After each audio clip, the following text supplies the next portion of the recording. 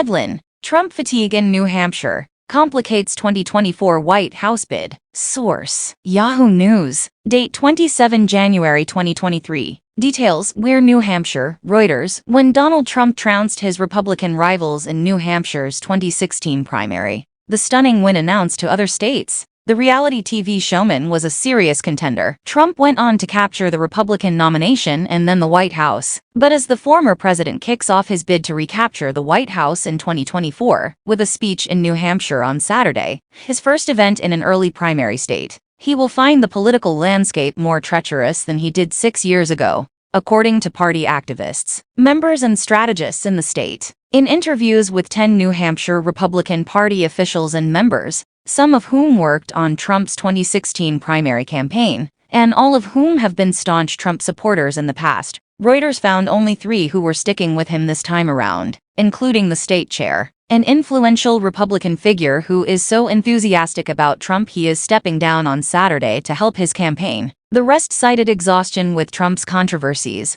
exasperation at the constant drama, and a desire to move on from Trump's loss in 2020, with a fresh face who they thought would have a stronger chance of winning in 2024. Trump's campaign did not respond to requests for comment. The public souring on the former president is a troubling development for Trump. A defeat could complicate his chances of winning the party nomination for president, analysts say, because New Hampshire often gives a candidate momentum as they head to other primary states. A lack of enthusiasm for the former president and his prospects for winning in 2024 could hurt Trump, because party activists do vital groundwork for candidates, such as knocking on doors and making phone calls to raise money and boost turnout. Most of the New Hampshire party members who had cooled on Trump said they would prefer Florida Governor Ron DeSantis as the party's standard-bearer, although DeSantis has not yet said if he will launch a White House bid. Donald Trump right now is a distraction for the Republican Party in trying to go forward. Donald Trump has run his course, said Brian Sullivan, 60, a Hillsborough County Republican committee member who backed Trump in the 2016 primary. I would rather see someone else, like Ron DeSantis, in the race, Sullivan said. While he likes Trump's policies and applauds his achievements in office, he's got so much baggage. I just don't think he has what it takes to win the White House again, Sullivan said. The 3 Republicans still backing Trump said his voting base in New Hampshire remains enthusiastic. He has formidable name recognition, and that many Republican voters like his policy achievements while in office, giving him a strong record to run on, unlike other potential candidates. The Trump campaign, in an email to supporters, touted a January 24 poll from Emerson College polling, showing the former president leading DeSantis nationally among Republican voters, 55% to 29%. Yet the willingness of Republican Party members to criticize Trump in conversations with Reuters is striking. Some Republican Party officials and members who have broken with Trump in the past have been subjected to blowback and online trolling from his supporters. Lori Davis, 67, got into grassroots Republican politics because of Trump. Back in 2015 when he announced his candidacy, she was inspired. She worked on his New Hampshire primary campaign, knocked on doors for him, urged anybody she met to vote for him. Not this time. I like Donald Trump, but he has gone too far polarizing. It's going to be an uphill battle for him in this primary because of his divisiveness. People are tired of the drama, Davis said at her home over a meal of burgers. I'm seeing that people want DeSantis. He has a lot of the Trump philosophy, but is not as bombastic. He's not attacking people 24/7. People are tired of that. It gives them headaches, Davis said.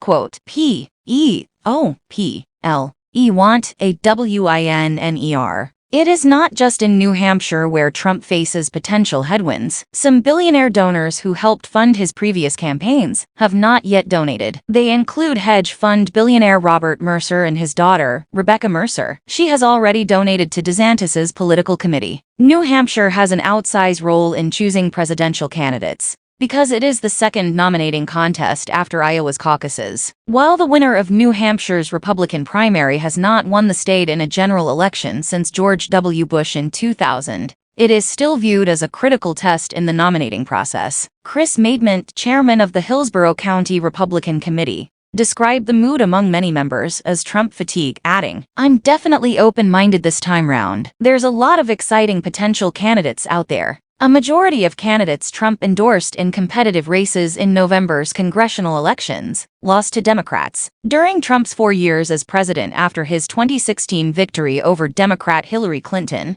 Republicans lost control of both chambers of Congress before he lost the 2020 election to his Democratic opponent, Joe Biden. People want a winner and the elections are about the future. Republicans want someone who can win and who is not going to be a pushover for the left. Trump represented that before, but I'm not sure he represents that now, said Neil Levesque, executive director at the New Hampshire Institute of Politics at St. Anselm College. In a poll conducted of likely Republican primary voters in New Hampshire by Levesque, just before last November's election, Trump trailed DeSantis by 38% to 47%. Overall, 50% of the state's voters had a strongly unfavorable impression of Trump, with just 22% a strongly favorable one. Another complicating factor for Trump this time round is that independents can vote in New Hampshire's Republican and Democratic primaries. If Biden runs again, the Democratic primary will likely be uncontested, and many independents may choose to vote in the Republican primary, where their vote will have a bigger impact. Independents go where the action is. A lot of independents will vote against Trump, and that's not good news for him. Tom Rath, a Republican strategist in New Hampshire, said, polls in New Hampshire and elsewhere show Trump is unpopular with a majority of independents. Despite signs of weariness with Trump, he will still be a formidable candidate in the New Hampshire primary, some party strategists said. He still starts 2023 as the frontrunner. He's got name ID, a strong base of supporters. His influence is still fairly significant, said Jim Merrill, a veteran New Hampshire Republican strategist. Trump is the only Republican to declare his candidacy so far, although it is likely the field of rivals will grow this year. Others expected to jump into the race include DeSantis, Trump's former vice president, Mike Pence, and Nikki Haley, the former South Carolina governor. Sticking with the real deal, for Steve Stepanek, a former state representative who was the first elected official in New Hampshire to endorse Trump in 2015, and is chairman of New Hampshire's Republican Party, those potential contenders would be pale imitations of the real thing. He remains a staunch supporter of the former president, and is about to step down as the party chair, because he wants to be involved with Trump's latest campaign, he told Reuters. A replacement will be elected at a party meeting on Saturday, where Trump will be the keynote speaker. It is not yet clear if Stepanek's departure will loosen Trump's grip on the party machinery. Stepanek accused the Republican Party naysayers of being Republican insiders, not the ordinary voters who decide primary elections. Thanks for watching. Please like, comment, and share. Don't forget subscribe and click the bell button to get update news reminder.